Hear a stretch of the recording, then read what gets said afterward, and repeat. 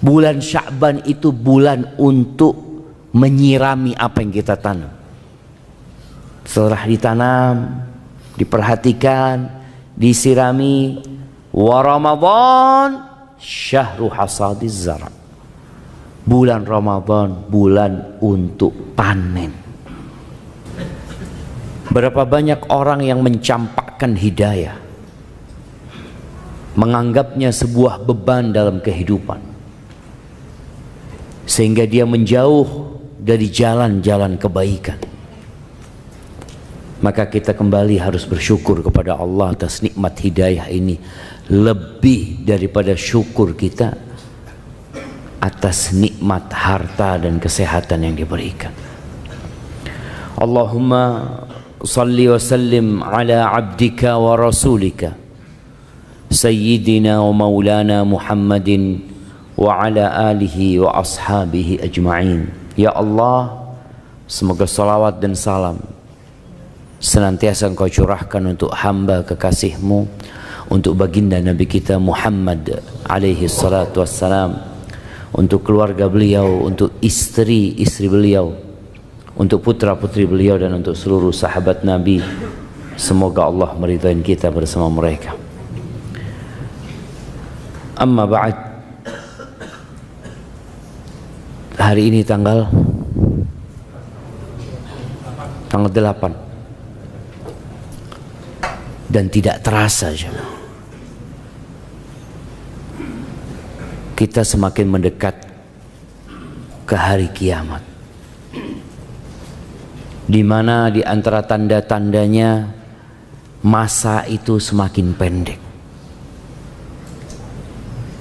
Kesibukan kita dengan urusan dunia terkadang membuat kita lupa dengan umur kita. Sebagian kita lupa bahwa dia sudah tua, bahkan tidak mau dikatakan tua, dia maunya tetap muda. Waktu itu berjalan dan tidak bisa dihentikan. Bagaimana detik berubah menjadi menit, dan kita tidak bisa memberhentikan satu detik pun. Menit berubah menjadi jam, dan setiap hari kita melihat bagaimana jam itu terus berkejaran. Tahu-tahu gelap gulita. Sekarang kita masih gelap nih, bentar lagi terang, dan tahu-tahu gelap lagi, terang lagi, terus tahu-tahu berganti menjadi, Masya Allah, kok ada 2 gelasnya? Masya Allah. Nah, akhirnya menjadi bulan. Bulan berganti menjadi tahun, dan kita berada di bulan Rajab. Bulan keberapa bulan Rajab itu?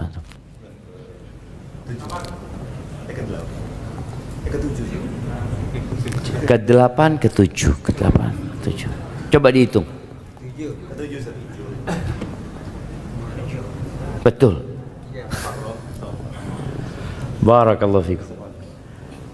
Naam, Muharram, Safar, Rabiul Awal, Rabiul Akhir, Jumadal Ula, Jumadal Akhirah, Rajab, Sya'ban, Ramadan, Dzulqa'dah, Dzulhijjah. Ada Syawal, kelewatan Syawal ini.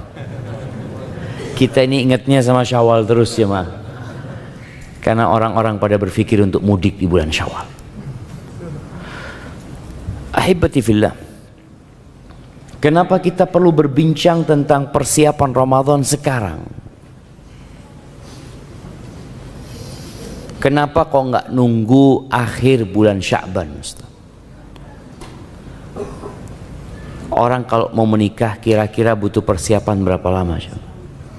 Setahun, Insya Allah.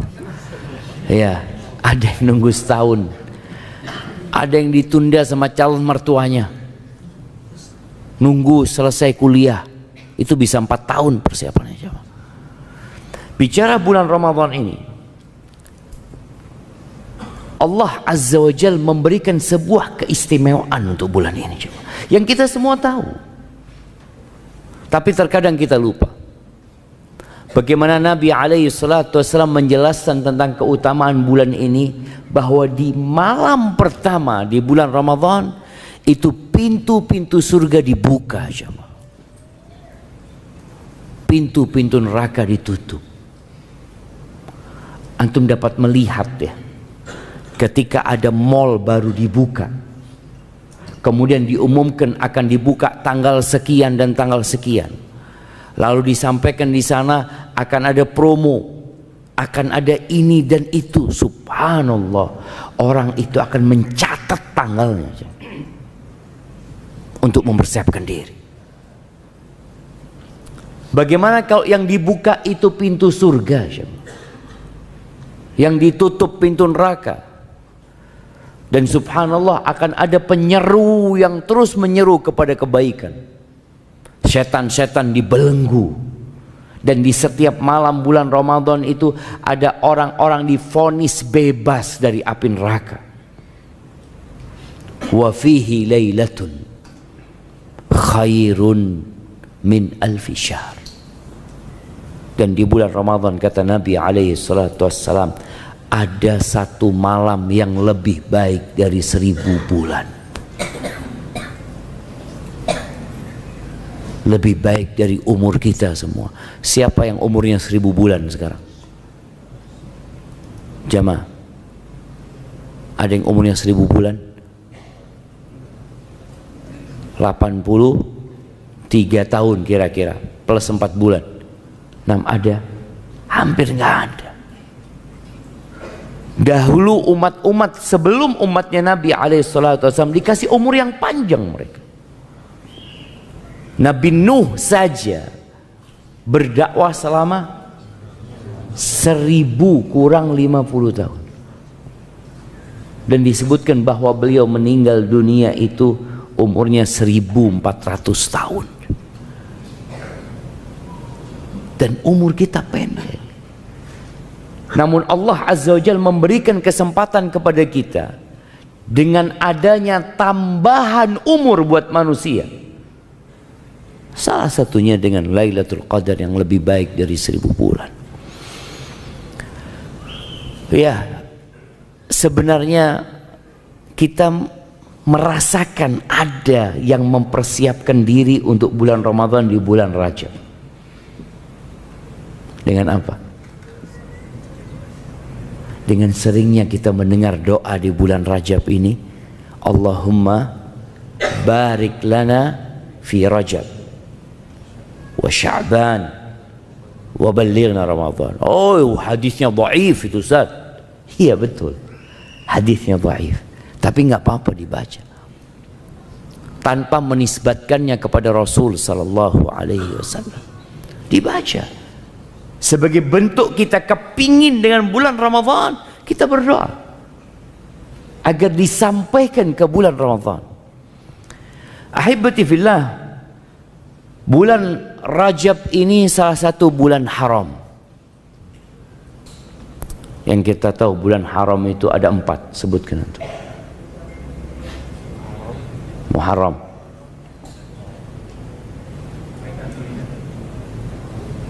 Rajab, iya, Muharram, Rajab, kurang 2.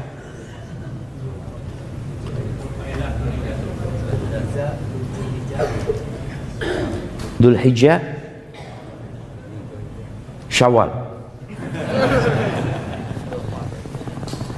Barakallahu fiik. Nah, iya, bulan haram itu ada 3 yang bersambung dan 1 yang terpisah. Yang terpisah bulan Rajab ini. Yang bersambung itu bulan Dzulqa'dah, Dzulhijjah, Muharram. Itu bulan 11, 12 dan bulan 1. Yang Rajab ada di bulan ke-7. Allah Azza wa Jalla mengatakan, inna iddatas syuhur 'inda Allah 12 syahran. Di surat At-Taubah ayat 36, Allah mengatakan sesungguhnya hitungan bulan di sisi Allah itu 12 bulan pada hari penciptaan langit dan bumi.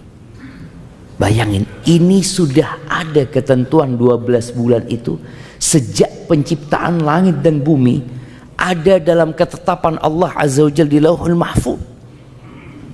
Yauma khalaqas samawati wal arda minha arba'atun hurum.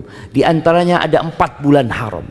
Fala tadhlimu fihinna anfusakum. Dzalika ad-dinul qayyim. Fala tadhlimu fihinna anfusakum. Itu agama yang lurus. Tapi sebagian umat Islam malah nggak peduli dengan bulan-bulan haram ini.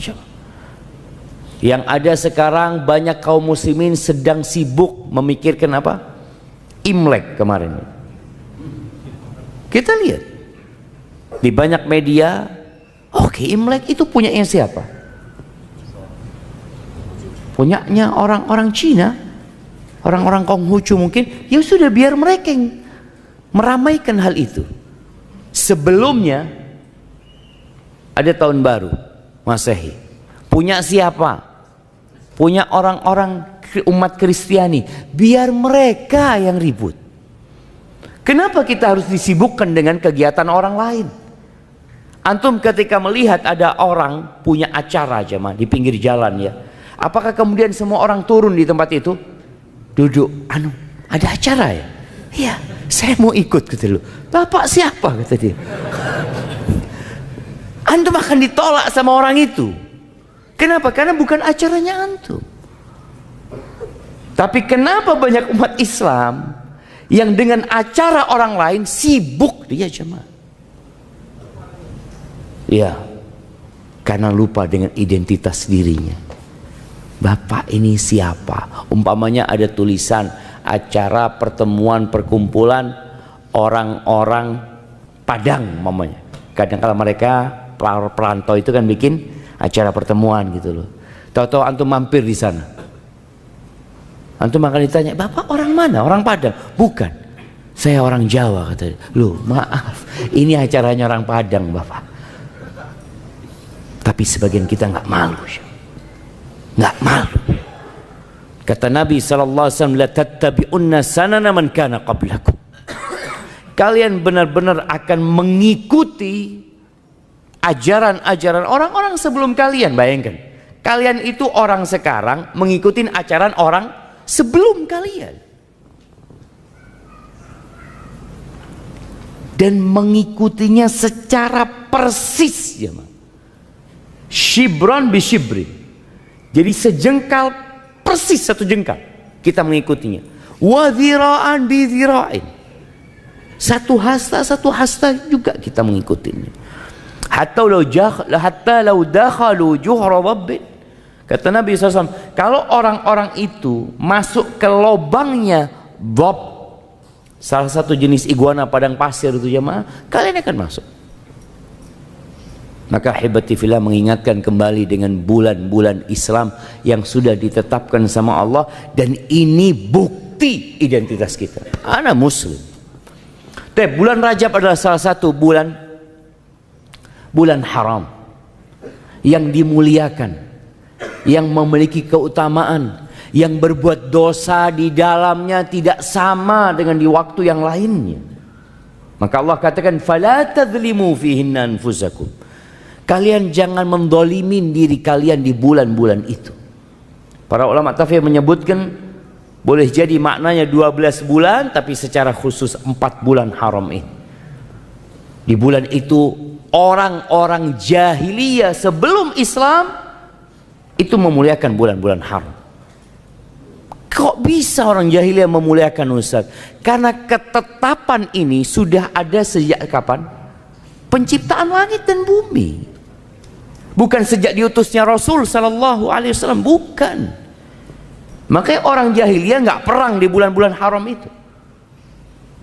Bagaimana sebagian umat Islam yang datang ke kota Madinah itu dari berbagai penjuru jazirah Arab, datangnya di bulan haram.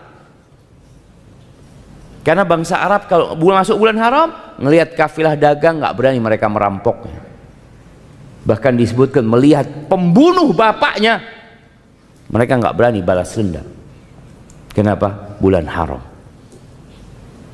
Kok sekarang kita yang sudah muslim malah lupa dengan keutamaan bulan haram ini. Ahibati fillah, para ulama terdahulu, para salafus soleh disebutkan bahwa 6 bulan sebelum Ramadan mereka itu sudah berdoa mengatakan Allahumma ballighna Ramadan. Ya Allah, sampaikan kami ke bulan Ramadan. Kita doa enggak jemaah? Kita enggak tahu dengan bulan Islam. Kebanyakan kita masih ada yang bertanya, insya Allah kita puasa kapan ya Ustaz? Loh, kapan? Muslim? Ya Muslim Ustaz. Ya Ramadan puasanya umat Islam. Kok dia kadang-kala puasa bulan apa jemaah? April? Maret? Maret, April. Sejak kapan disyariatkan puasa di bulan Maret? Coba cari kitabnya tuh. Baca buku-buku fikih. Ketika bicara rukun Islam, ada nggak pembahasan di situ puasa bagi umat Islam dimulai tanggal berapa Maret? Tanggal berapa? 21? 22. Dimulai 22 Maret, selesai tanggal April. Nggak ada semua. Yang ada bulan Ramadan. Maka nggak perlu lagi kita sibuk. Kapan insya Allah kita puasa ya? Kapan kita insya Allah lebaran? Dan itu terus dibicarakan oleh umat Islam. Maka mulai tahun ini usahakan. Kita mulai pandai mengatakan kepada orang-orang yang masih nggak tahu. Tanya, kapan insya Allah puasa? 1 Ramadan. Loh ya itu 1 Ramadan kapan? 1 Ramadan itu setelah 30 Sya'ban insya Allah. Kasih tahu dia. Karena dia nggak tahu kapan yang namanya 1 Ramadan. Betul jemaah. Dia nggak tahu bahwasanya sebelum Ramadan itu namanya bulan Sya'ban. Kasih tahu dia. Dan insya Allah dengan cara seperti itu umat Islam semakin kenal. Ketika ulama terdahulu mereka mengatakan Allahumma ballighna Ramadan, ya Allah sampaikan kepada kami bulan Ramadan, karena bulan Ramadan itu ada di hati mereka. Bulan yang dipilih sama Allah dari 12 bulan itu untuk diwajibkan rukun Islam berpuasa di bulan itu. Gak bisa digantikan dengan bulan lain. Allah tetapkan hal itu. Kemudian bulan itu dipilih sama Allah sebagai bulan diturunkannya Al-Quranul Karim. Syahrul Ramadhan alladhi unzila fihi Al-Quran. Itu bulan Ramadan. Dan bulan Rajab ini adalah bulan persiapan untuk Ramadan. Makanya Al-Imam Ibnu Rajab rahimahullahu ta'ala dalam kitabnya Lataiful Ma'arif, ketika beliau menyebutkan tentang amalan-amalan tiap bulan berkaitan dengan bulan Rajab ini, beliau menyebutkan sebuah ungkapan dari Abu Bakar Al-Warraq Al-Balkhi rahimahullah. Dia mengatakan Syahrul Rajab syahrun lizzara'. Bulan Rajab ini adalah bulan untuk bercocok tanam. Petani itu kalau mereka hendak bercocok tanam, mereka ngelihat bulan. Kalau dia terlambat bercocok tanam, memilih waktunya nggak tepat, terkadang akan berdampak kepada hasil panen. Ketika awal mulai musim hujan, mereka mulai itu mempersiapkan diri. Mereka juga berpikir apa yang mau ditanam. Ini musimnya tanam apa? Tanam padi, nggak mungkin dia tanam bawang. Tanam jagung, nggak mungkin dia tanam padi. Kenapa? Kalau antum tanam padi, nggak ada air sekarang ini, sudah berhenti musim hujan. Perairan juga sulit umpamanya. Maka tatkala ulama-ulama menjelaskan bulan Rajab ini syahrun lizzara, agar kita tahu nih, oh berarti kita sudah mulai nih nanam, mulai sekarang nih, udah lewat nih 8 hari. Sebagian kita belum tanam apa-apa. Sebagian kita juga belum berpikir untuk menanam. Padahal ini bulan untuk bercocok tanam. Bulan Sya'ban itu bulan untuk menyirami apa yang kita tanam.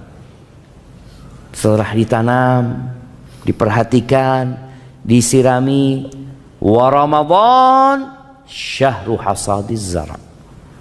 Bulan Ramadan bulan untuk panen. Kita ini sering baca tentang bagaimana para salafus soleh di bulan Ramadan, tapi kita hampir tidak pernah mendengar bagaimana mereka sebelum Ramadan. Yang ada Ramadan. Kita akan baca umpamanya tentang sebagian ulama yang dalam bulan Ramadan menghatamkan Al-Quran 30 kali. Jadi sehari sekali. Ya Allah, kok bisa Ustaz ya? Ana setahun ini belum hatam Ustaz. Dari Syawal kemarin sampai hari ini belum hatam Ustaz. Ya insya Allah ana masih sampai ya akhir Al-Baqarah Ustaz. Bayangin jemaah, dari bulan Syawal sampai sekarang sampai mana? Akhir Al-Baqarah. Ada masalah sama sebagian kita. Mereka sehari sekali hatam. Al-Imam Syafi'i diriwayatkan bahwasanya beliau itu di bulan Ramadan menghatamkan 60 kali. Nggak mungkin Ustaz. Nggak bisa. Ada sebagian yang menafikan hal itu. Al-Imam An-Nawawi dalam kitabnya At-Tibyan fi Adab Hamalatil Quran, beliau menjelaskan tentang penghataman Al-Quran yang paling banyak dalam sehari itu 8 kali. Ya Allah, 8 kali. Kita seumur hidup belum tentu 8 kali. Ada yang seumur hidup mungkin cuma hatam sekali. Ada yang hatam disebutkan 4 kali. Intinya kita melihat mereka di bulan Ramadan itu bisa melakukan sesuatu yang menurut logika sebagian orang nggak mungkin. Tapi dia lupa bahwa Allah memberikan berkah kepada waktu seseorang. Ada orang-orang yang dapat menyelesaikan buku-buku karyanya yang kalau dihitung dengan umurnya kadang-kala kita masuk, kok bisa? Ini ulama terdahulu belum ada laptop. Ulama terdahulu belum ada mesin ketik. Ulama terdahulu yang ketika nulis harus pakai tangan dengan pena yang berulang kali jamaah. Habis pena, habis tintanya, dia taruh lagi di tinta, dia tulis lagi. Tapi mereka dapat menghasilkan hasil karya yang sampai hari ini umat Islam menikmatinya. Kita nggak bisa melakukan itu. Baca aja nggak selesai. Jangan ngarang buku, kita baca aja nggak selesai.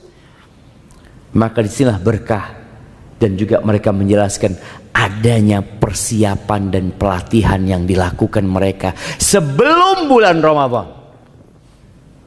Maka mereka mengingatkan paling tidak bulan Rajab itu kita sudah siap-siap. Dan alhamdulillah sebenarnya kita melihat umat Islam di bulan Rajab ini banyak menambah amalan. Cuma amalannya kadangkala tidak diajarkan sama Rasul sallallahu alaihi wasallam. Ini jadi masalah. Ada yang namanya sholat raghaib. Mungkin sebagian kita nggak tahu ya. Para ulama menyebutkan tentang sholat raghaib ini, dia itu sholat yang dilakukan pada hari Kamis pertama di bulan Rajab, malam Jumat. Udah lewat nih, malam Jumat kemarin. Ini hadisnya disebutkan dari Anas bin Malik, dan hadis ini palsu. Dan yang palsu itu biasanya menarik jemaah, karena pahalanya besar. Apalagi orang ini jarang sholat tuh mama ya, dapat satu amalan yang pahalnya bisa menggantikan sholat yang dia tinggalkan. Pikirnya dia kayak gitu.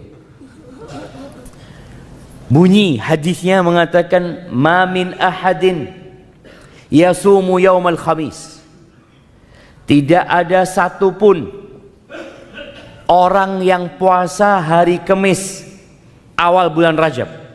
Kamis awal bulan Rajab. Thumma yusalli, kemudian dia sholat fi ma bainal isya wal atama. Dia salat di antara maghrib dan isya. Pada malam Jumatnya 12 rakaat dia salat. Dia baca di setiap rakaat dengan Al-Fatihah 1 kali dan membaca inna anzalnahu fi lailatul qadr 3 marrat, 3 kali. Bayangin ya. Dia baca Al-Fatihah 1 kali, baca Al-Qadr 3 kali. Ini mengingatkan dengan Ramadan sebenarnya. Sebagian kita itu hampir nggak pernah baca imam aja kita bicara imam. Kapan terakhir antum dengar imam baca inna anzalnahu fi lailatul qadr? Jarang. Dipikir bacanya itu di bulan Ramadan doang. Ini surat khusus bulan Ramadan. Enggak sebenarnya. Tapi sebagian orang membaca hal itu hanya di bulan Ramadan. Padahal kita baca sepanjang tahun. Dibaca setelah surat maghrib. Memang anjurannya waktu surat maghrib itu baca suratnya dari wadduha sampai ke akhir Al-Quran Karim. Kemudian wa qul huwallahu ahad, dan dia membaca qul huwallahu ahad 12 marrah, 12 kali. Jadi Al-Fatihah, kemudian baca Al-Qadr 3 kali, lalu baca qul huwallahu ahad 12 kali, yafsil baina kulli rak'atain bitaslimah. Setiap 2 rakaat dia salam. Fa idza faragha min salatihi shalla alayya 70. Ketika selesai salat, dia salawat kepada aku sebanyak 70 kali. Allahumma salli ala Muhammad, ya, sebanyak 70 kali. Fa yaqulu fi sujudihi 70 marrah. Di setiap sujudnya dia membaca sebanyak 70 kali subuhun quddusun rabbul malaikati war ruh. Berapa kali? 70 kali jemaah. Baca itu. Thumma yarfa' ra'sah. Kemudian dia bangkit dari sujudnya membaca Rabbighfir warham wa tajawaz amma ta'lam innaka antal azizul a'zam 70 kali. Orang itu kalau dapat sifat salat yang aneh, senang jemaah. Oh, ini sungguhan ini. Kalau yang biasa-biasa buat dia itu ya biasa, semua orang bisa. Ini khusus. Thumma yas'alullah ta'ala hajatahu fa innaha tuqda. Kemudian dia minta hajatnya dikabulkan sama Allah Azza wa Jalla. Kemudian disebutkan sabda Nabi sallallahu alaihi wasallam lagi, walladzi nafsi biyadihi ma min 'abdin wala amatin shalla hadhihi shalah illa ghufira lahu jami' dhunubihi. Tidak ada seorang hamba laki-laki atau wanita yang melakukan salat ini, namanya salat raghaib ini jemaah, melainkan Allah ampuni semua dosa-dosanya.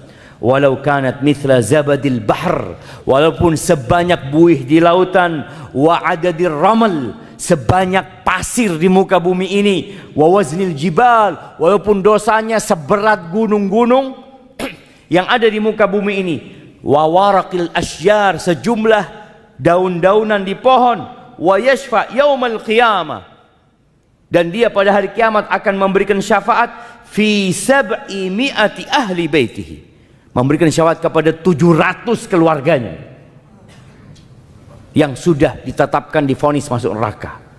Siapa yang nggak mau jemaah? Aduh Ustaz, bismillah Ustaz, telat Ustaz ya, telat sudah jemaah, ini hari Kamis kemarin, kita harus nunggu setahun lagi. Cuma yang jadi masalah hadisnya ini maudhu'. Al-Imam An-Nawawi yang madhabnya Syafi'i, yang diikutin di Indonesia seharusnya, beliau ditanya tentang salat raghaib ini. Apa kata beliau? Ditanya sunnah, ini salat sunnah, fadilah atau bid'ah? Apa kata beliau rahimahullah? Hiya bid'at qabihah munkarah. Dia adalah perbuatan bid'ah yang buruk, yang mungkar, asyaddal inkar, mustamila ala munkarat, yang isinya banyak kemungkaran. Fayata'ayyan tarkuha, harus ditinggalkan. Wal i'rad anha, berpaling dari salat ini. Wa inkaruha ala fa'iliha, dan orang yang melakukan itu harus diingkari, enggak boleh dibiarkan. Wala yughtar bi kathratil fa'ilina laha, jangan tertipu dengan banyaknya orang yang mengamalkan hal itu. Di berbagai negeri beliau mengatakan, wala bi kauniha madhkura fi qutil qulub, jangan pula terpedaya karena disebutkan dalam kitab Qutil Qulub kata beliau, atau di kitab Ihya Ulumuddin atau buku-buku yang lainnya, karena memang nggak ada itu seperti itu. Hadisnya palsu, panjang beliau menjelaskan hal itu. Mungkin sebagian orang tadi mempersiapkan diri untuk Ramadan dengan membersihkan diri dari dosa. Bayangin jemaah, kalau antum sholat itu aja 12 rakaat, mungkin sebagian mengatakan panjang juga, capek. Ya enggak lah, mudah sekali, dilakukan setahun sekali, tapi antum dapat pahala apa? Diampuni dosanya dengan diampuni dosanya dengan sejumlah buih di lautan, sejumlah pasir yang ada di muka bumi, seberat gunung-gunung, sebanyak daun yang berjatuh, dan antum akan bisa memberikan syafaat kepada 700 keluarga antum. Jemaah santai, jemaah berhenti, tidak usah sholat. Kapan? Nanti Ustaz, tahun depan anak sholat lagi. Astagfirullahaladzim. Itulah jemaah, amalan-amalan yang tidak diajarkan Nabi SAW akan berdampak buruk kepada seseorang. Dia akan meremehkan dosa. Maka semoga kita tahu bulan Rajab ini memang bulan untuk bercocok tanam, tapi bercocok tanam yang sesuai dengan sunnah Nabi SAW. Karena syarat diterimanya amalan itu dua. Yang pertama, ikhlas. Yang kedua, sesuai dengan sunnah. Kita nih yang udah kenal sunnah lebih sering menitik beratkan kepada sesuai dengan sunnah. Kita lupa dengan syarat yang pertama, yaitu ikhlas lillahi ta'ala. Wallah jamaah, kalau kita puasa sesuai sunnah, umroh sesuai sunnah, haji sesuai sunnah, sodakoh sesuai sunnah, baca Al-Quran sesuai sunnah, tapi kita tidak ikhlas lillahi ta'ala, nggak ada gunanya. Kita perlu sering-sering bermuhasabah tentang kenapa ana melakukan perbuatan ini. Kenapa? Hari ini kita datang kajian pagi-pagi, hari Senin, waktunya orang kerja, antum ngantuk. Sebagian anak lihat dia berusaha untuk melawan kantuknya. Ketika kita tidak ikhlas lillahi ta'ala, wallahi yang ada neraka bukan hanya tidak diterima jamaah, tapi Allah azab dengan neraka. Man amila amalan, kata Allah dalam sebuah hadis qudsi, asyraka fihi ma'i ghairi taraktuhu wa syirka. Barang siapa yang beramal sebuah amalan yang dia menyisipkan selain aku dalam amalan itu, dalam niatnya, aku tinggalkan dia dengan yang aku disekutukan olehnya. Baik, ahibati fillah, perlunya persiapan ini sebagai bentuk kita serius, kita sungguh-sungguh. Perbedaan orang munafik dengan orang beriman, tatkala ada sebuah momentum. Kalau di masa Nabi SAW itu, ya ada panggilan jihad fi sabilillah, ada ajakan untuk berperang, yang waktunya itu kadangkala ya insidental, tidak ditetapkan. Kita mau berangkat bulan ini, enggak dikatakan ya kita berangkat, umpamanya tanggal sekian, hari ini. Orang-orang munafik itu jamaah selalu saja punya alasan. Dia datang kepada Rasulullah SAW, ya Rasulullah, ana nggak bisa ikut perang, ana punya acara ini, ana punya ini, punya itu, mohon maaf mereka. Terus seperti itu. Nanti ketika Nabi SAW pulang dari satu peperangan dan mereka tidak ikut perang, Mereka datang lagi minta maaf kepada Rasulullah SAW. Ya Rasulullah, kami ini sebenarnya kepingin ikut perang, kepingin berangkat, tapi mungkin anakku sakit, ini itu, banyak alasan. Apa kata Allah di surat At-Taubah ayat 46? Walau aradul khuruja la a'addu lahu uddah. Dan jika mereka benar-benar mau berangkat untuk berperang itu, tentulah mereka menyiapkan persiapan untuk keberangkatan itu. Siap tapi nggak jadi, tapi kan dia mau berangkat. Seperti seorang umumnya ketika dikatakan yuk kita berangkat punya acara ini, dia mengatakan ya Allah, anak itu tas sudah siap, semua sudah siap, tapi anak-anak sakit. Ini benar, dia memang ingin, sehingga dia membuktikan itu dengan persiapan. Apa kata Allah? Walakin karihallahum bi'athahum. Mereka memang nggak kepingin berangkat, dan Allah nggak suka dengan keberangkatan mereka juga. Fathabbatahum, maka Allah melemahkan keinginan mereka. Jadi kemauannya itu Allah bikin lemah. Dan dikatakan waqila udu ma'al qa'idin, sudah kalian duduk sana bersama orang-orang yang tinggal, yang gak ikut perang. Begitu pula kita dengan Ramadan. Kita benar enggak ingin mendapatkan Lailatul Qadar? Kita benar enggak ingin mendapatkan vonis bebas dari api neraka di bulan Ramadan itu? Kita benar enggak ingin puasa? Di bulan Ramadan jemaah ada satu masalah besar ya. Masih banyaknya umat Islam yang nggak puasa, khususnya pekerja kasar. Yang bangun masjid ini sempat dibangun di bulan Ramadan, sempat. Yang bangun puasa, sebagian besar, sebagian kecil. Sebagian kecil yang dibangun masjid di bulan Ramadan, dibuat tarawih. Yang bangun nggak puasa. Sebagian mereka jamaah ketika ditanya, nggak kuat Pak Ustadz, nggak kuat. Sahur nggak tadi? Enggak Pak Ustadz. Berarti memang nggak niat puasa. Kalau orang itu niat puasa, dia akan sahur yang sesuai, dia akan berusaha jaga diri. Nanti mungkin di tengah hari dia mau pingsan karena capek kena matahari, dia berbuka. Itu orang niat puasa.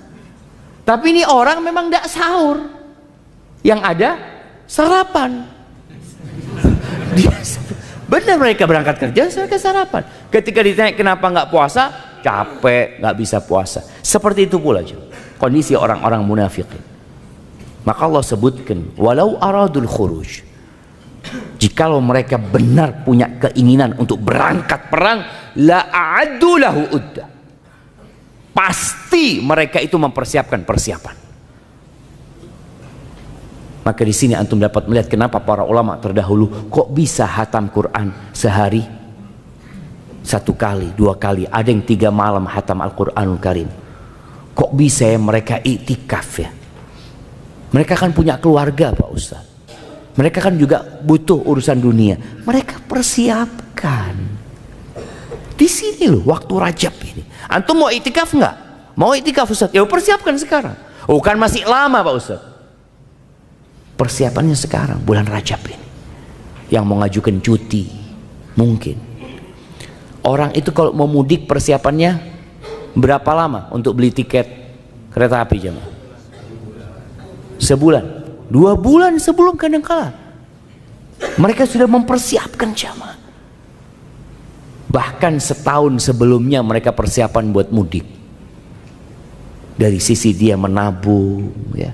Karena dia anak mau pulang. Loh buktinya mau pulang, anak nabung gitu loh. Karena anak mau pulang, anak harus beli tiket pesawat buat 4 anak anak Ustaz, seperti itu. Maka dia mempersiapkan hal itu. Ahibati fillah, persiapan yang paling utama adalah ya namanya bercocok tanam. Persiapannya adalah membersihkan tanah itu jemaah. tanah yang hendak kita tanamin ini dibersihkan dahulu.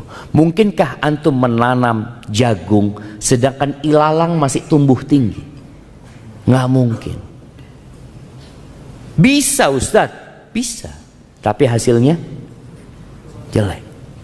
Mungkinkah antum tanam padi pada saat sawah itu masih banyak ilalang dan belum dibajak, jamaah? Nggak mungkin, jamaah. Artinya orang aja berpikir seperti itu. Bagaimana kalau yang akan ditanamin ini, tanah itu namanya al-qalbu, qalb, tempat Allah memandang, jamaah. Tempat kebaikan itu tumbuh, tempat keimanan, tempat ketakwaan. Yang kata Nabi SAW, at-taqwa hahuna, at-taqwa hahuna. Ketakwaan itu di sini. Beliau menunjukkan kepada dadanya, jantungnya itu 3 kali. Dan kita tahu puasa Ramadan ini apa kata Allah? Ya ayyuhalladzina amanu kutiba alaikumus siyam kama kutiba alal ladzina min qablikum la'allakum tattaqun. Disyariatkan puasa itu. Allah katakan, wahai orang-orang yang beriman, diwajibkan atas diri kalian berpuasa sebagaimana diwajibkan atas umat-umat sebelum kalian. Apa targetnya? La'allakum tattaqun. Di mana tempat takwa itu? Hahuna, kata Nabi SAW. Di sini. Maka sekarang kita perlu bersihkan tanah itu, bersihkan hati kita dari segala penyakit hati, dari dosa-dosa yang biasa kita lakukan. Sebenarnya jamaah, Rasul Sallallahu Alaihi Wasallam itu sudah mengajarkan kepada kita amalan harian untuk membersihkan hati. Salat 5 waktu itu untuk penghapusan dosa, jamaah. Sampai beliau mencontohkan tentang salat yang 5 waktu itu. Menurut kalian gimana kalau orang itu punya rumah, di depan rumahnya itu ada sungai, dan dia mandi 5 kali di sungai itu, jemaah? Bersih enggak, jemaah? Bersih. Hal baqiya min daranihi syai'. Kata Nabi SAW, apakah ada yang tersisa? Apa ya, jemaah? Daron itu kalau bahasa Jawanya bolot. Apa bahasa? Apa? Daki. Daki. Kadang-kadang kalau kita kulit kita diginiin, ada kayak lumpurnya, jemaah. Bismillah.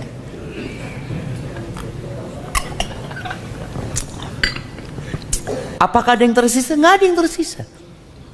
Itu kalau mandinya bener. Tapi kalau cuma nyemplung, nyebur keluar,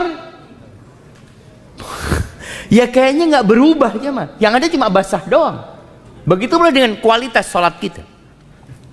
Tatkala sholat kita yang 5 waktu ini berkualitas, seperti antum mandi, ya, antum sabunin diri antum, ya, kemudian antum siram lagi, ada yang disabun, kemudian pakai batu, jemaah. Batu apa? Batu gosok tuh, ya. Batu apung, ya. Oh, batu apung lagi, semakin bersih. Maka Anda mengajak semuanya sekarang untuk memperbaiki kualitas sholat yang 5 waktu dulu antum. Untuk penghapusan dosa ini, syam. Gimana sholat antum selama ini? Kita masih sering sholat jamaah, masuk ke tempat sholat dalam kondisi pikiran kita masih di mana-mana. Nah, imam tadi rakaat pertama baca apa? Yang ngatanya jamaah. Sebagian kita baca apa? Tadi anak amin, yang jelas tadi itu amin. Iya. Dan jelas ikut amin dia betul. Setelah itu wallahu a'lam. Maka coba kita pelajari lagi bagaimana sholat.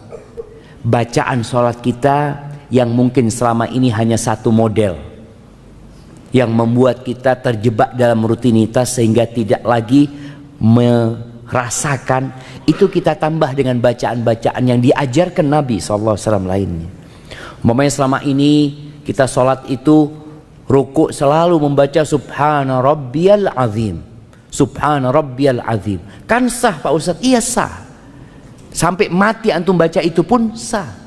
Tapi Nabi SAW mengajarkan kepada kita untuk jadi lebih baik. Jadi naik tingkatan kita. Selain baca itu Nabi baca apa mamanya? Subhanakallahumma bihamdika Allahumma gfirli. Oh, Nabi baca itu. Oke, ana baca itu lagi. Atau Allahumma laka raka'tu wa bika amantu. Ada bacaan-bacaan Nabi SAW. Antum tambahin tuh supaya kualitas sholatnya nambah. Kemudian yang kedua, bacaan suratnya. Sebagian kita alhamdulillah sejak dia muda sampai tua, sampai mau mati, bacaan suratnya itu 5. Ustaz, kan sah sholatnya, sah betul. Tapi apa antum nggak kepingin nambah gitu? Ana nambah lah, ana nambah insyaallah. Tahun ini ana mau nambah Alhaakumut Takatsur. Sudah nambah 1 surat. Nambah tapi jam.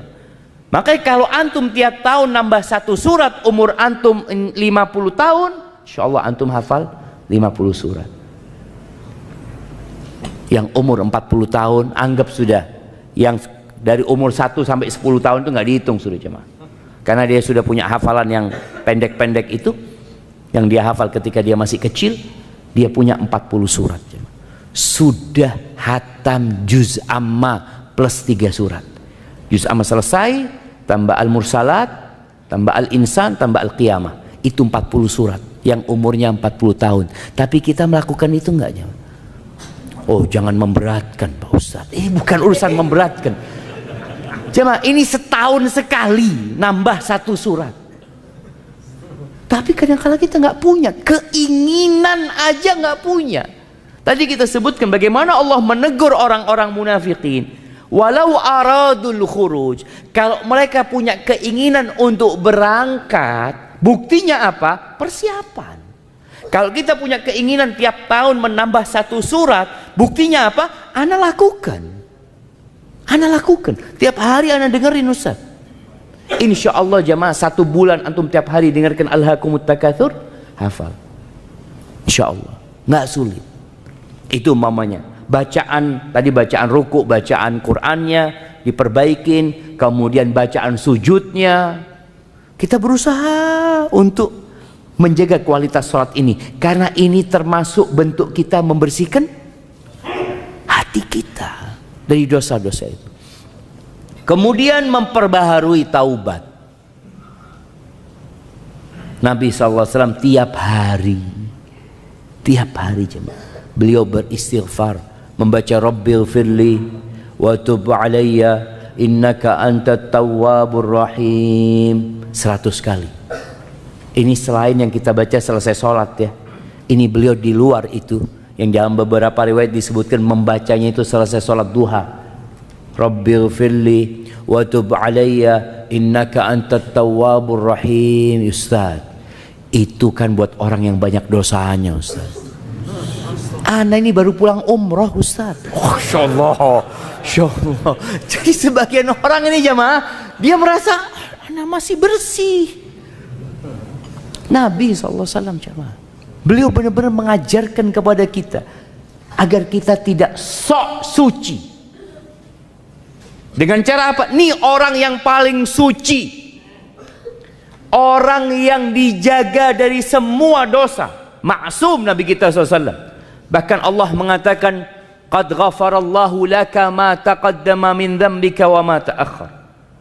Itu sudah diampuni dosa yang lalu dan yang akan datang. Nabi SAW, Nabi beristighfar 100 kali sekali duduk. Maka mulai saat ini usahakan tiap hari antum punya waktu duduk beristighfar 100 kali. Dihitung, dihitung. Pakai tangannya itu lebih mulia.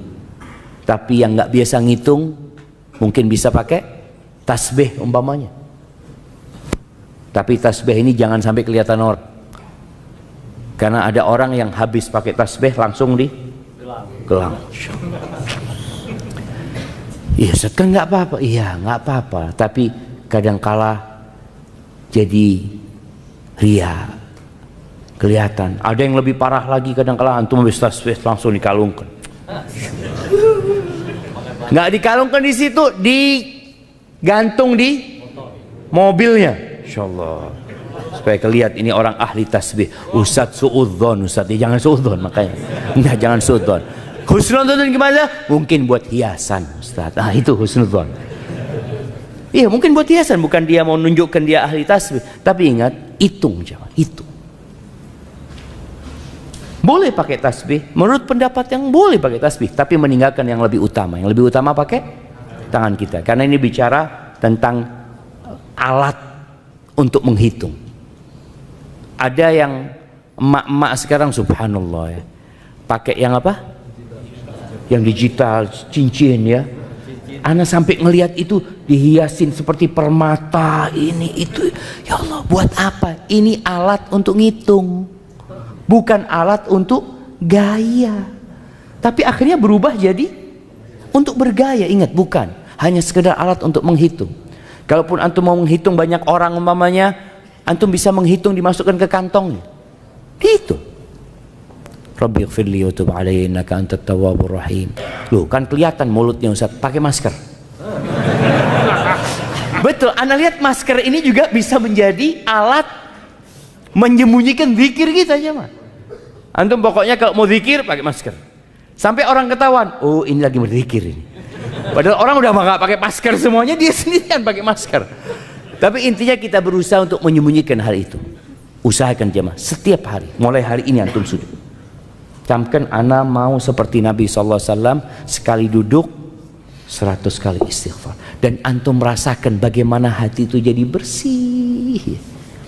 Karena Nabi SAW menyebutkan, idza adznaba atau innal abda idza akhta'a khati'atan, seorang hamba apabila melakukan perbuatan dosa, nukitat fi qalbihi nuqta sauda, akan ada nokta hitam. Itu seperti ilalang tadi yang ada di tanah, akan ada nokta itu. Fa in huwa naza'a wastaghfara wa taba suqila qalbuh, kalau dia meninggalkan dosa itu, dia beristighfar dan dia bertobat, maka hatinya dicemerlangkan bersih. Jadi antum mau nanam apa saja siap.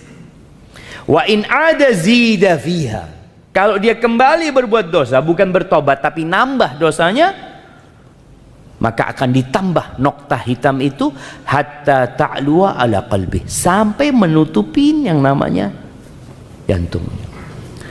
Maka itu mungkin yang dapat kita lakukan di hari-hari ini, selain menambah amalan-amalan lain jamaah. Yang jelas bulan Rajab ini hindarin perbuatan dosa dan tambah amal-amal yang biasa Nabi ajarkan kepada kita untuk diamalkan. Puasanya Senin Kemis seperti yang Nabi SAW ajarkan. Puasa tengah bulan tanggal 13, 14, 15. Atau ya Allah Ustaz, ana ini sulit berpuasa, antum puasa 1 hari di bulan Rajab ini. 1 hari. Yang nggak pernah puasa sunnah, bulan Rajab puasa 1 hari. Karena Nabi SAW ketika ada seorang sahabat tanya sama Nabi SAW tentang puasa, Nabi mengatakan kepadanya, sum yauman fi kulli syahr. SAW, puasa paling tidak 1 hari dalam sebulan. Maka antum puasa bulan Rajab. Nanti bulan Sya'ban lain lagi. Bulan Sya'ban itu bulan diangkatnya amalan, dan Nabi SAW memperbanyak puasa di bulan Sya'ban. Kemudian bacaan Qur'annya mulai antum baca. Kenapa? Karena bulan Ramadan itu syahrul Qur'an. Kalau antum punya cita-cita menghatamkan Al-Quran di bulan Ramadan, maka di bulan ini pun antum sudah mulai membiasakan diri. Contohnya, setiap habis sholat wajib ana mau baca 1 halaman, sudah baca 1 halaman, dan usahakan bacanya sama artinya, sehingga nggak ada pertanyaan di bulan Ramadan. Ana sering ditanya di bulan Ramadan, Ustadz, lebih afdol mana Ustadz, baca Quran sama artinya atau menghatamkan Al-Quran tanpa artinya? Ini orang-orang yang memang jarang baca Quran, muncul pertanyaan itu. Tapi kalau dia sudah tiap hari baca Quran dengan artinya, insya Allah nggak muncul pertanyaan itu.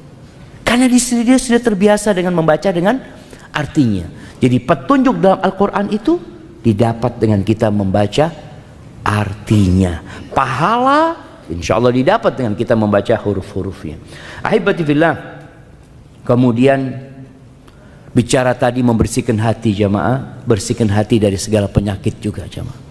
Quran ini termasuk yang membersihkan hati, dan banyak penyakit hati ini diantaranya hasad, iri, dengki. Ada di antara kita yang masih menyimpan dendam sama saudaranya, sama kerabatnya. Tolong diselesaikan di bulan ini, karena bulan Sya'ban bulan diangkatnya amalan jamaah.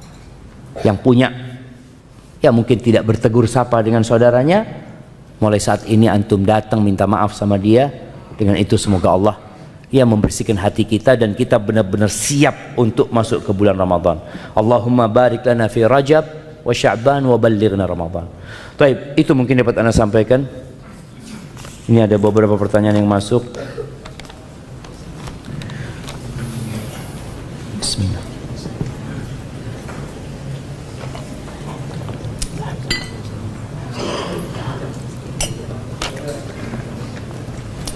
Ustaz, saya adalah pelaku maksiat yang sangat akut. Alhamdulillah sekarang telah mengenal sunnah. Tapi masalahnya saya kembali sering melakukan maksiat yang menjadi kebiasaan tersebut, terutama ketika sedang sendirian. Padahal usia saya sekarang sudah 40 tahunan dan sudah berkeluarga. Kenapa saya berat meninggalkan kebiasaan maksiat yang parah akut tersebut sekalipun saya sudah mengenal sunnah? Tolong nasihatin dan doakan saya agar saya bisa bertobat dan wafat dalam keadaan husnul khatimah. Terima kasih, jazakallah khair. Jamaah rahimakumullah. Ada dosa yang dilakukan seseorang itu bukan karena mencari kelezatan, tapi karena kebiasaan. Na'udzubillah min dzalik. Jadi yang perlu dilakukan selain bertobat adalah merubah kebiasaan. Dirubah kebiasaan antum. Ketika sendirian antum biasa ngapain dahulu? Sekarang dirubah. Ketika sendirian biasakan antum baca Quran. Sudah sendirian antum baca Quran. Bisikan-bisikan jahat ya, ajakan untuk melakukan kebiasaan lama itu dirubah. Baca Quran. Nanti datang lagi nggak mampu untuk menolak bisikan tersebut, antum tinggalkan kesendirian antum. Antum keluar di tempat yang lebih banyak orang. Karena terkadang kita bisa malu sama manusia tapi lupa malu sama Allah Azza wa Jalla. Belum terbiasa kita dengan hal itu. Yang kedua, berdoa antum, minta sama Allah. Di antara doa yang diajarkan Nabi SAW, beliau mengatakan, Allahumma inni a'udzubika min syarri sam'i wa min syarri basari wa min syarri lisani wa min syarri qalbi wa min syarri mani. Baca, ya Allah, aku berlindung kepadamu dari kejahatan pendengaranku, dari keburukan penglihatanku, dari keburukan lisanku, dari keburukan hatiku. Hati ini kadang-kala berpikir yang enggak-enggak, dan dari keburukan kemaluanku. Nabi berlindung. Artinya kita ini jangan pernah bersandar kepada diri kita. Ana udah belajar, ana sudah ngerti sunnah. Kita harus bersandar dan bergantung sama Allah Azza wa Jalla. Maka ganti kebiasaan antum. Kemudian ketika seorang terjebak dalam perbuatan dosa yang dulu pernah dia lakukan, segera dia bertobat, segera dia meninggalkan. Jangan sampai ada pikiran menunda tobatnya. Kadang-kadang orang mengatakan, ya Allah, aku berbuat dosa lagi. Dia berpikir untuk melanjutkan dosa itu karena bisikan syaitan mengatakan, udahlah tobatnya sekalian aja nanti. Seperti itu. Nanti tobatnya kalau berangkat umroh, tobatnya nanti kalau masuk bulan Ramadan. Jangan. Karena ketika antum menunda tobat, tadi yang kita bicarakan, noktah hitam itu terus di jantung antum sampai sulit menerima nasihat jamaah, dan terus beristighfar mohon ampun sama Allah SWT. Insya Allah Allah akan jaga hambanya yang benar-benar sungguh-sungguh niat meninggalkan dosa. Barakallahu fikum.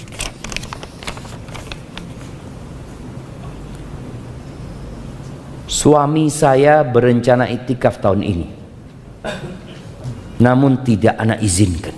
Masya Allah. Karena takut sendirian di rumah. Apakah anak istri yang durhaka Ustaz karena menghalangi suami berbuat kebaikan? Jazakallah khairan. Yang pertama, suami juga perlu memperhatikan kondisi istri. Kalau dia bersama istrinya tinggal di pinggiran hutan yang banyak binatang buas, ya jangan iktikaf antum. Atau iktikaf bersama istri. Tapi kalau istri tinggal di tempat yang nyaman, yang aman, yang suaminya keluar kota nggak ada masalah, yang suaminya bekerja nggak ada masalah, tapi mau iktikaf jangan, itu bermasalah istrinya. Maka kalau dikatakan apakah ini istri durhaka, tadi tergantung kondisimu. Kalau memang letak perumahanmu di tempat yang berbahaya, kalau nggak ada suami di malam hari, maka suami harus tahu diri, karena dia punya kewajiban untuk menjaga istrinya. Jangan sampai istrinya nanti ya mau datang perampok atau datang pencuri ini dan itu. Tapi kalau tempatnya aman, insya Allah nggak ada masalah. Istri juga nggak berhak, karena sudah dipilihkan sama suaminya tinggal di perumahan yang aman, yang tentram, dan sudah dicukupin semua kebutuhan. Jangan sampai suami mengatakan ana mau iktikaf. Nah, loh gimana urusan makan kita? Wallahu alam. Ana nggak tahu. Anti cari sendiri nggak boleh, karena suami punya kewajiban memberikan nafkah kepada istrinya. Kalau memang mau iktikaf tadi udah disiapin makanannya, semua kebutuhan istri sudah disiapkan semuanya, insya Allah boleh dia iktikaf. Hadza wallahu a'lam bissawab. Tapi ini masya Allah jemaah, ketika persiapannya dari sekarang itu bagus, dia sudah mulai mencatat gitu. Atau boleh jadi tadi kalau ternyata tempat istrinya ini berat Ustaz, artinya memang perumahannya nggak baik, ya dia carikan tempat yang baik, umpamanya kos-kosan yang dekat dengan masjidnya, nggak terlalu jauh dari masjid ya. Istri juga bisa tiap hari, istrinya mungkin nggak iktikaf, tapi istrinya bisa ketemu suaminya tiap hari, sholat tarawehnya di masjid yang sama umpamanya. Dan ketika iktikaf jamaah, antum nggak harus cari masjid yang ada kajiannya. Karena iktikaf itu sejatinya antum berdiam diri di masjid untuk beribadah kepada Allah Azza wa Jalla. Rasul SAW ketika iktikaf, ya udah beliau iktikaf di tempat beliau. Jadi tujuannya antum fokus beribadah kepada Allah Azza wa Jalla. Kalau dapat masjid yang ada kajiannya alhamdulillah, nggak dapat sudah, nggak perlu keluar kota juga ya. Oh di tempatnya Ustadz Fulan, tempatnya Ustadz Fulan, enggak. Masjid depan kampung antum, iktikaf di sana. Masjid kampung, iya bismillah iktikaf di situ. Assalamualaikum, izin bertanya Ustadz, mengkodok puasa Ramadan sampai kapan? Sampai lunas. Loh iya cuma sampai kapan mengkodok puasa Ramadan? Ya, sampai lunas. Artinya kalau ternyata sampai bulan Sya'ban belum lunas, antum masih punya utang.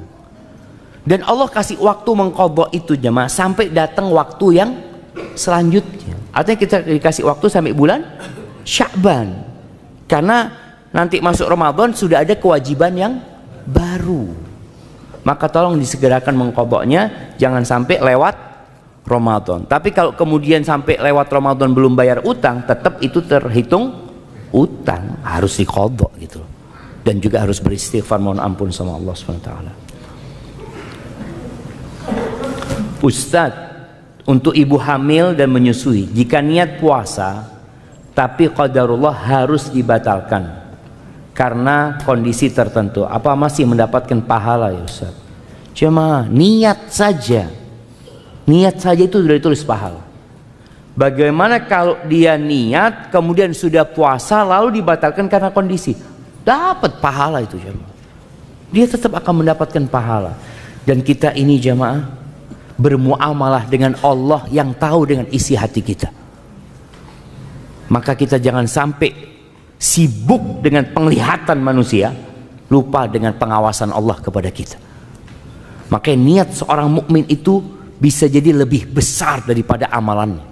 Abdullah bin Mubarak mengatakan, kam min amalin saghirin tukatsiruhun niyah wa kam min amalin kabirin tusaghiruhun niyah. Berapa banyak amalan yang kecil tapi jadi besar gara-gara niatnya, dan berapa banyak amalan yang besar jadi remeh gara-gara niatnya. Maka tolong peduli banget dengan hati kita ini.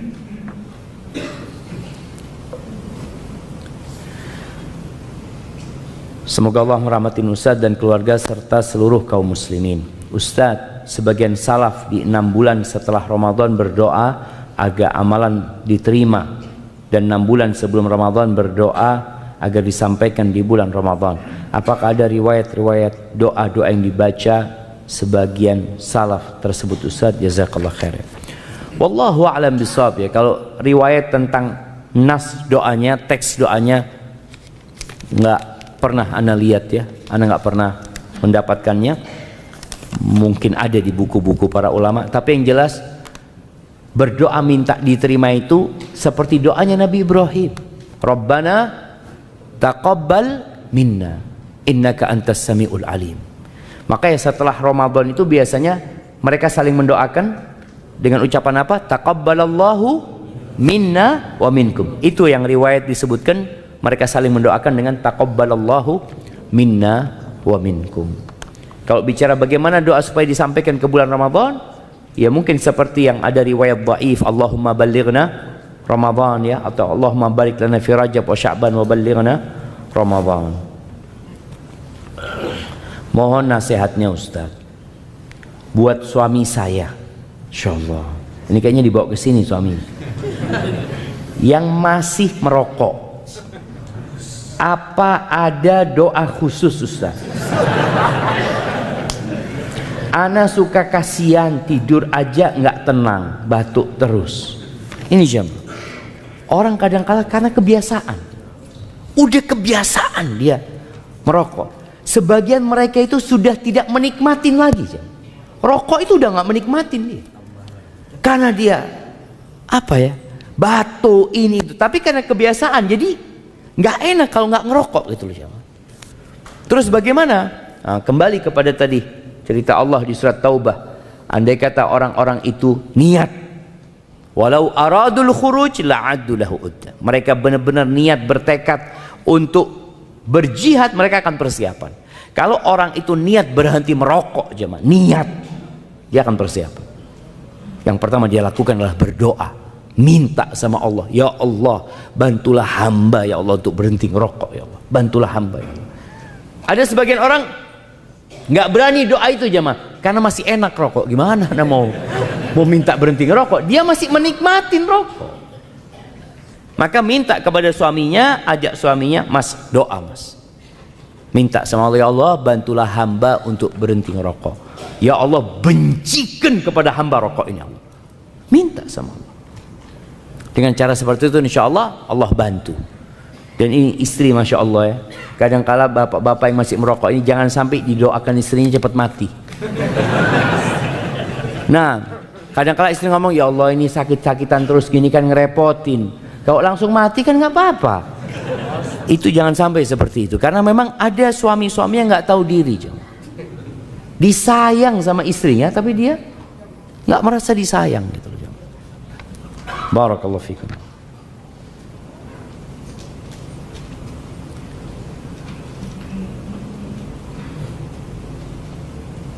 Afwan Ustaz, mohon nasihatnya.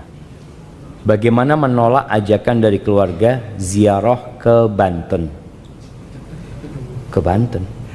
Tapi supaya mereka mengerti dan tidak menyinggung mereka. Karena keluarga masih sangat kental dengan kegiatan yang mereka anggap mengunjungi makam wali itu berkah dan baik.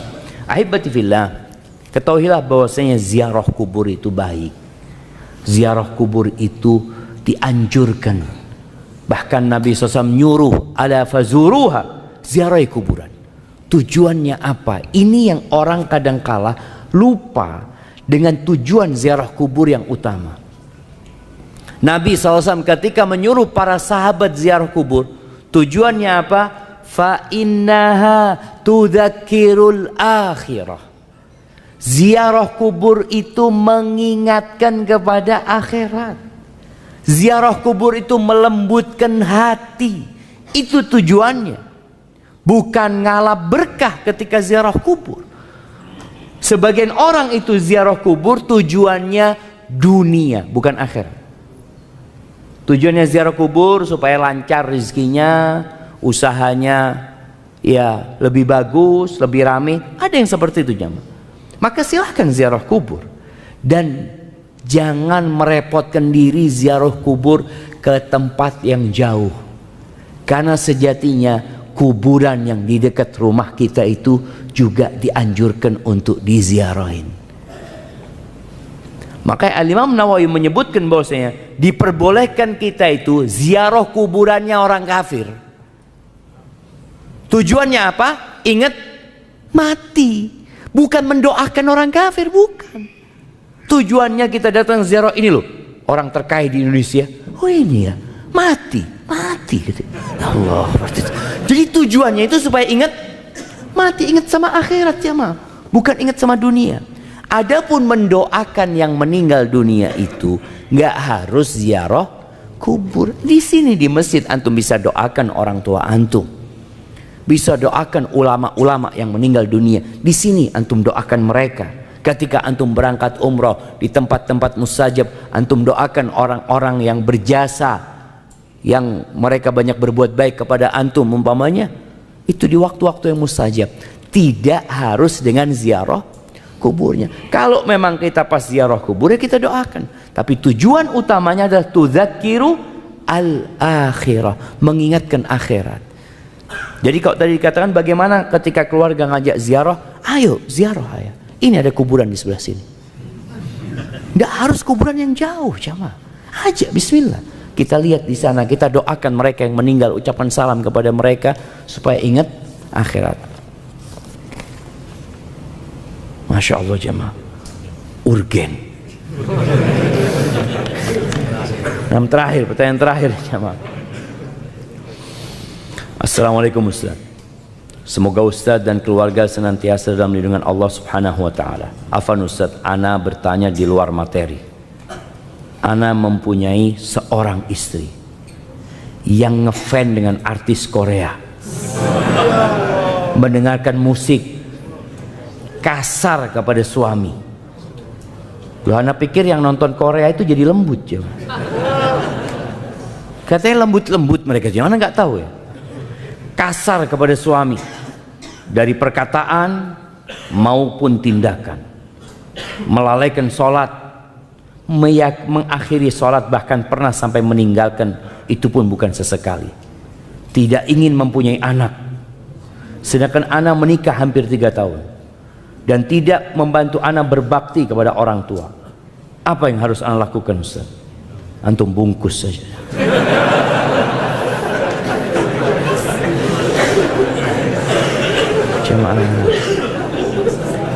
Padahal anak setiap hari menasihatin istri, tapi tidak ada perubahan. Dan anak sudah pernah mendiamkannya selama sepekan. Berdosakah anak menceraikannya Ustaz? Iya jemaah. Jadi yang pertama, seorang itu kadangkala perlu minta ampun sama Allah Azza wa Jalla.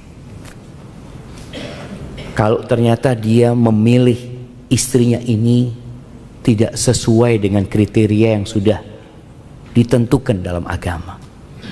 Allah sudah kasih arahan.